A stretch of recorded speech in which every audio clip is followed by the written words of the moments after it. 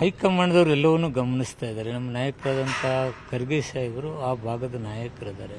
Entire ದೇಶದಲ್ಲೇನೋ ಏನು ನಡೀತಾ ಇದೆ ನಾನು ಗಮನಿಸ್ತಕ್ಕಂಥ ಖರ್ಗೆ ಸಾಹೇಬರು ಉತ್ತರ ಕರ್ನಾಟಕ ಟೋಟಲ್ ಕರ್ನಾಟಕದ ವಿಷಯದಲ್ಲಿ ಅವ್ರಿಗೆ ಹಲವಾರು ವಿಷಯಗಳು ಗೊತ್ತಿದ್ದಾವೆ. ಅದರಿಂದ ಅಲ್ಲಿ ಎಲ್ಲಿ ಅನ್ಯಾಯ ಆಗಲಾರ್ದಂಗೆ ಜಾತಿ ಏರಿಯಾ ಅವನ್ನೆಲ್ಲವನ್ನು ಗಮನಿಸ್ಕೊಂಡು ಮಾಡ್ತಾರೆ, ಮಂತ್ರಿಮಂಡಲ ಮಾಡ್ತಾರೆ. ಸರ್, ಉಪಚುನಾವಣೆಯನ್ನು ನೀವು ಗೆಲ್ಲಿಸ್ಕೊಂಡ್ಬಂದ್ರಿ ಅಲ್ಲಿ ಈ ಬಾರಿ. ಉಪಚುನಾವಣೆ ಭಾಳ ಭರ್ಜರಿಯಿಂದ ಗೆಲುವನ್ನು ನಾವು ಸಾಧಿಸಿದ್ವಿ. ನಾವು ಮಾಡ್ತಕ್ಕಂಥ ಅಭಿವೃದ್ಧಿ ಕೆಲಸಗಳಲ್ಲಿ ವಿಶೇಷವಾಗಿ ನಾನು ಸಚಿವನಿದ್ದಾಗ ತಾನೇ ಆಲಮಟ್ಟಿ ಗೇಟನ್ನು ಹಾಕಿಸಿದಾಗ ಎಸ್ ಎಂ ಕೃಷ್ಣಾಜಿ ಅವರು ಮುಖ್ಯಮಂತ್ರಿ ಇದ್ದರು. ಆವಾಗ ಇಡೀ ಕ್ಯಾಬಿನೆಟ್ ಅಲ್ಲಿ ತೆಗೆದುಕೊಂಡು ಹೋಗಿ ಇಷ್ಟು ಅನೌನ್ಸ್ ನಾವು ಕೊಡ್ತಿದ್ದೀವಿ, ಯಾವುದೇ ತೊಂದರೆ ಆಗೋದಿಲ್ಲ ಅನ್ನೋ ರೀತಿಯಲ್ಲಿ ಹೇಳಿ ಅವತ್ತು ನಾನು ಗೇಟ್ ಹಾಕಿದ್ದೆ. ತದನಂತರ ರೈತರು ಭಾಳ ತೊಂದರೆ ಅನುಭವಿಸೋದ್ನ ನಾನು 40 ಲಕ್ಷ 30 ಲಕ್ಷ ಅಂದರೆ ನೀರಾವರಿಗೆ 40 ಲಕ್ಷ 30 ಲಕ್ಷ ಕೊಡಿಸಿದೆ.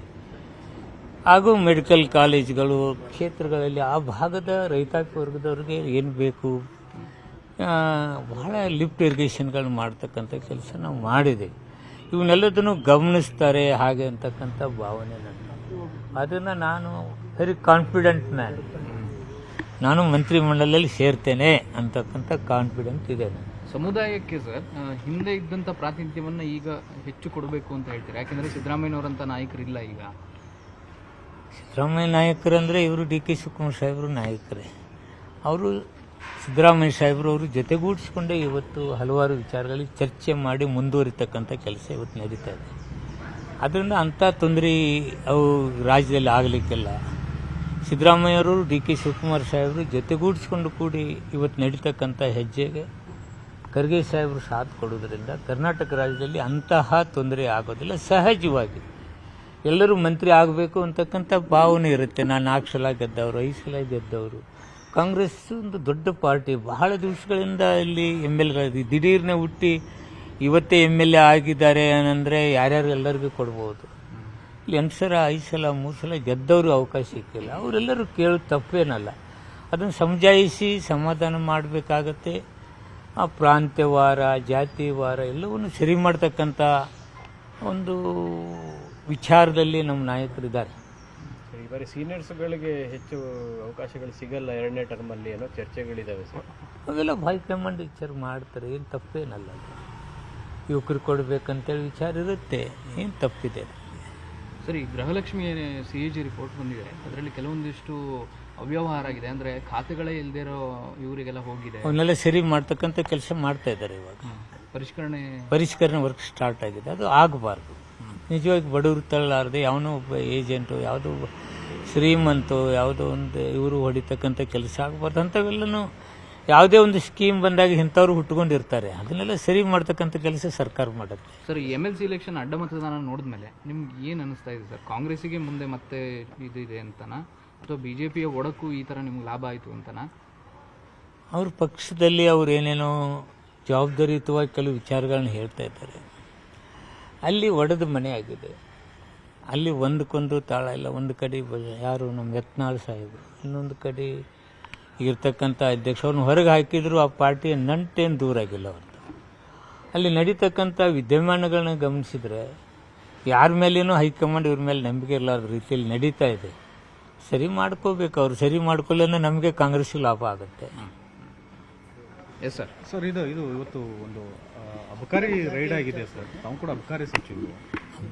ಅಬಕಾರಿ ರೇಟ್ ಆಗಿಲ್ಲ.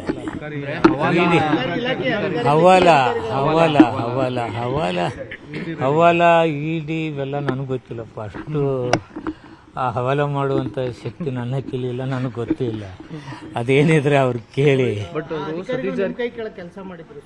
ಭಾಳ ಮಂದಿ ಎಲ್ಲ ಟಿಫಿನ್ಗಳು ಅಟೆಂಡರ್ಗಳು ಮಾಡಿರ್ತಾರೆ. ಮೊನ್ನೆ ತಾನೇ ಒಬ್ಬರು ಮಾಡಿದ್ರಲ್ಲ, ನೀವೆಲ್ಲರೂ 3 ದಿವಸ ಹಾಕಿದ್ರು. 1 ದಿವಸ ಎಲ್ಲಿ ಉಪವಾಸ ಏನು ಅಲ್ಲಿ ರಾತ್ರಿ ಮಲ್ಕೊಂಡಿದ್ರು. ನಂದೇನಿದೆ ಅದ್ರಲ್ಲಿ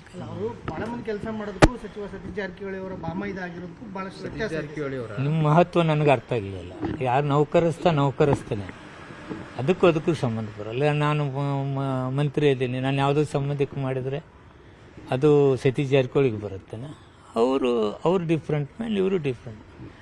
ನೋಡಿ, ಉಪ್ಪು ತಿಂದ ಅವನು ನೀರು ಕುಡಿತಾನೆ. ಅದರಲ್ಲಿ ಏನು ದೊಡ್ಡ ಕೆಲಸ ಇದೆ? ತಪ್ಪು ಮಾಡಿದರೆ ಸಿಕ್ಕಾಕೋತಾರೆ.